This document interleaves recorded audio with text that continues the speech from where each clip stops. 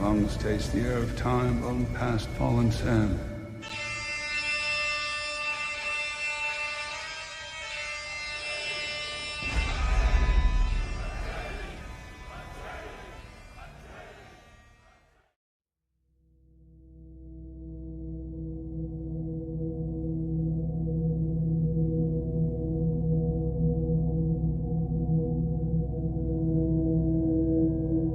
Glove 1 has suffered a catastrophic plate failure. The central plate is cracked almost the entire way through. I will show you how to repair this so the gloves can be used again in full contact sparring. Your first job will be to remove the rivets that attach to the Spes Heavies. You will need a pair of wire cutters and pliers to do this and a bit of brute force. Just be careful you don't destroy the actual holes the rivets go through and you don't make the damage any worse by doing so.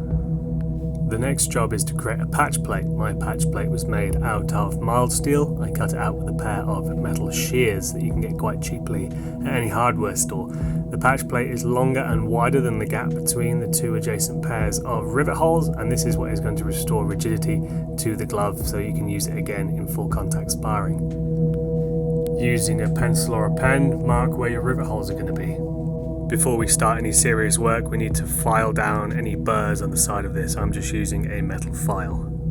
Now the metal is tidied up and no longer sharp, we can start making the right shape out of it. I use a hammer, an anvil, and my gloved hands to essentially bend, mold, and hammer this into the shape of the inside of the plate. You want to get it to be as snug as possible, but it doesn't matter if it's not completely perfect. Using a center punch, I mark where the holes are going to be drilled. After selecting the right drill bit and the right width, I then drill the holes into the actual piece of metal, file off the burrs, making it clean and tidy. This is now ready to attach, but we've got one more job to do first. To secure the crack even more, I'm going to be doing a technique called hot stapling. Essentially, I take these spring steel split washers, which are off an old chainmail shirt. I heat them using a heat gun and a pair of long forceps with wooden handles. I then put them onto the plastic either side of the crack and let them sink in, push them in a little bit, and this means that they are set within the plastic and pulling the crack together, stopping it from being pulled apart again in the future. With that done and the crack pulled together, it's time to set the rivets and the plate in place. I reassemble the glove and close the rivets. For a final touch, I heat the crack and seal it closed by pushing melted plastic back over itself. Be careful not to overdo it, use something like a teaspoon or a spatula heated to actually seal the crack. This glove is now repaired and ready to be used again. Let's move on to glove 2. The damage is much less extensive on this glove, just a cracked thumb plate. I remove one rivet to gain access to the underside. I use the hot staple method again to seal the crack closed.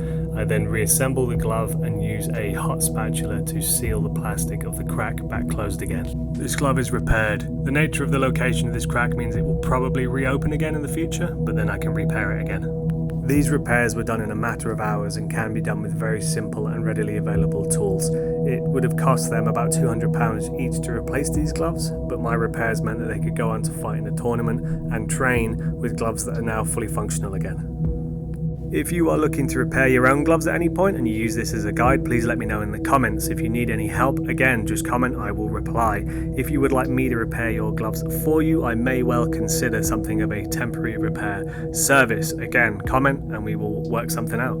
If you've enjoyed this video, please consider a like and subscribe. Please share it around.